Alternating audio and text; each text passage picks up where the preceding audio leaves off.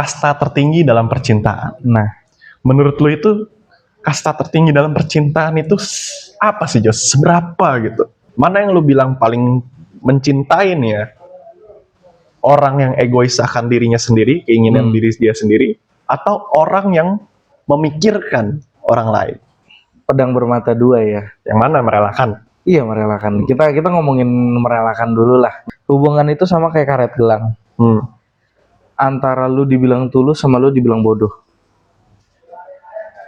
Kasta tertinggi dalam percintaan. Nah, Menurut lu itu kasta tertinggi dalam percintaan itu apa sih, Jos? Seberapa gitu? Karena kalau menurut gue pribadi, kasta tertinggi dalam percintaan menurut gue, iya. menurut Gimana? ngalur ngidur ya. Gimana? Menurut ngalur ngidur. Kalau menurut lu gimana? Itu adalah merelakan. Merelakan. Betul. Oke. Di saat lu merelakan dia bahagia untuk orang lain, dengan orang lain, lu merelakan dia menghidupi dirinya dengan senang tanpa ada lu di sana, lu merelakan itu semua.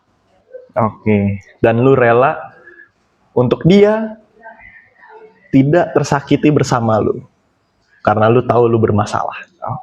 Itu menurut gua kasta tertinggi dalam percintaan.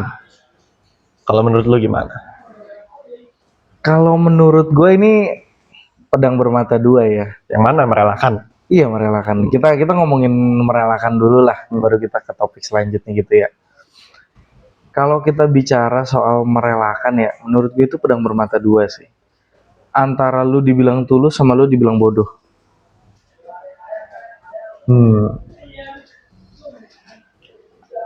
Tulus ya karena kita membiarkan sesuatu yang quote and quote ya, yang kita punya gitu ya, untuk orang lain gitu.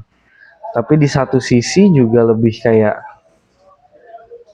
kalau misalkan lu tahu dia itu bukan untuk lu, dan lu ngomong dengan embel-embel, gue udah merelakan dia deh untuk orang lain, kayaknya gue yang nggak pantas. Yang dibilang nggak pantasnya itu dari segi apa?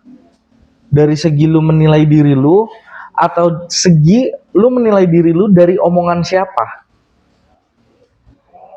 Kalau misalkan lu dapat omongan dari orang, lu sama dia udah beda jauh tarafnya, lu ngapain sama dia? Jangan tahu nanti lu diomongin sama keluarganya. Akhirnya lu merelakan dia. Enggak, lu bodoh. Kalau gue bilang. Ada lagi? Karena kalau ngomongin soal itu ya, kalau mendengarkan kata orang lain ya bodoh gitu artinya. Iya, Kalau makanya. mendengarkan kata orang lain ya. Tapi kalau lu sudah melihat hubungan ini nggak works nih kayaknya. Iya. Atau mungkin ini kayaknya hubungannya udah mentok nih dan gue di sini-sini aja. Daripada dia menderita sama gue, mending dia sama orang lain. Betul apa tidak? Kalau itu gue setuju. Oke. Kalau yang itu merelakan ya. Merelakan dengan cara itu. Kalau misalnya kita ngomongin soal kasta tertinggi nih ya, menurut gua itu yang paling gila. Karena apa? Karena ada karenanya nih. Mana yang lu pilih, mana yang lu bilang paling mencintai nih ya? Orang yang egois akan dirinya sendiri, keinginan diri dia sendiri, atau orang yang memikirkan orang lain? Oke. Mana tuh? Oke, ini menarik nih. Maksud gue gini, kalau lu bisa ngomong kayak gitu, artinya orang yang merelakan itu juga egois. Kenapa gue bisa bilang gitu? Lu lebih baik pasangan lu itu sama orang lain. Lu tahu nih hubungan ini gak works, tapi padahal dia masih mau mencoba, dan lu malah menjauhi, lu malah mendorong mundur. Udah, lu jangan sama gua, lu gini-gini, lu yang egois. Kenapa tuh? Karena lu gak membiarkan dia untuk membantu lu. Lu gak membiarkan hubungan ini dibina dari dua sisi, dari pria dan wanita. Itu kenapa gue bisa bilang egois. Oke, tapi kan kalau misalnya ini hubungan yang udah berjalan dalam waktu 3 sampai 5 tahun kan nggak ada alasan untuk membina lagi. Itu udah hubungan yang cukup lama untuk berjalan dan mengetahui apakah hubungan ini works apa tidak. Betul. Kalau Kak. lu mau membina lagi sampai 11 tahun itu nggak bakal kelar itu membina. Bener. Nah. Makanya itu keputusan dari dua belah pihak. Jadi kalau lu bilang mau merelakan, itu dua-duanya harus merelakan. Tapi bagaimana? Nggak bisa cuma salah satu. Bagaimana kalau yang satunya egois? Gue tetap pengen sama lu nih. Tapi ternyata dia pun juga nggak bisa berubah gitu loh. Ya udah, itu artinya kan sama-sama bermain ego kanan kiri. Ya dong. Nah. Hubungan itu kalau gue bilang tuh sama kayak yang sering gue bilang lah. Hubungan itu sama kayak karet gelang. Yang cowok pegang satu sisi, yang cewek pegang satu sisi. Ketika dua-duanya memberikan effort gitu ya. Dua-duanya sama-sama keras, sama-sama ingin dimengerti, sama-sama dengan embel-embel peduli dengan hubungan itu, sama-sama narik kan, sama-sama kasih effort, lama-lama apa? Putus. Tapi kalau dua-duanya nggak memberikan effort, itu hubungan nggak kemana-mana, gitu aja terus, nggak ada endingnya. Tapi kalau satu bisa ngebimbing, yang satu bisa nurut, begitu juga sebaliknya, taruh yang satu nurut lagi, itu yang namanya balance. Ketika yang satu bisa memberikan effort, yang satu menyambut dengan baik. Nah, tapi kita membicarakan kasta tertingginya. Nah, mana menurut lu yang lebih gila lah? Egois untuk mempertahankan atau merelakan? Nah, ini kita ngomongin dua ini dulu ya. Dua itu dulu ya, berarti ya. Sisanya belum tahu. Egois untuk mempertahankan atau merelakan. Kalau dari gua memang kasta tertinggi kalau kita bisa lihat dari apa ya bilangnya, secara kasat mata gitu ya, atau secara yang kita rasakan ketika kita mendengarkan merelakan, udah pasti merelakan gitu loh.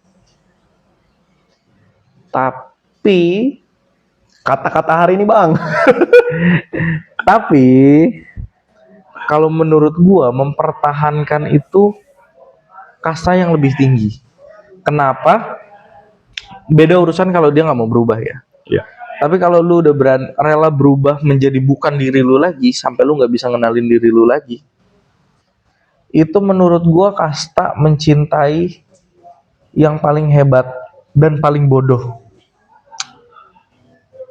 Itu. Tapi toxic relationship dong jadinya. Betul. Makanya sesuatu yang berlebihan itu kan jadinya toxic. Mau lu terlalu membebaskan, mau lu terlalu strict, itu akan jadi toxic relationship. Semuanya yang berlebihan. Kalau gue bilang, jadi ya itulah, dalam hubungan balik lagi, satu kasih effort, satu ngikut. Satu kasih effort, satu ngikut. Tetap harus ada balance-nya gitu loh. Jadi kalau dibilang apa ya, kalau lu mau ngomongin apa sih yang tahta terlebih yang kurang lebih sama tingginya gitu ya, menurut gue sih berani menyesuaikan diri untuk pasangan. Di taraf yang masih lu menjadi diri lu sendiri, tapi lu tahu gue harus berubah di bagian mana supaya this relationship will work gitu loh, bisa berjalan. Dan itu ya suatu hal yang memang banyak orang yang nggak sadarin gitu ya. Banyak pasangan, banyak orang tuh yang masih egois, yang masih nggak bisa ngelihat, oh gue kurangnya di sini, oh pasangan gue tuh nggak senang di sini. Kita bukan mendidik menjadi seorang people pleaser gitu ya. Kita harus, kamu mau ini, iya ayo, ini iya ayo. Enggak, namanya pasangan, baik itu cowok cewek, itu ada porsinya kapan, bukan ada porsi deh, ada waktunya kapan si cowok itu ngebimbing, ada waktunya kapan si cewek itu ngebimbing. Boundariesnya ada. Cowok bilang kamu silahkan pergi dengan siapa aja, cowok manapun misalkan gitu ya. Kamu boleh hangout apa segala macem, asal kamu kabarin, asal kamu kasih tahu kamu kemana, sama siapa aja, naik apa, pulang dengan siapa, misalkan kayak gitu. Bentuk posesif menurut gua enggak. Karena biasanya tipikal cowok itu ketika kita tahu circle dia bisa dipercaya, kita akan lebih lega. Kecuali memang ada satu orang atau beberapa dua orang misalkan gitu, cewek kita misalkan mau pergi nih sama si A, si B, si C, si D. Hmm.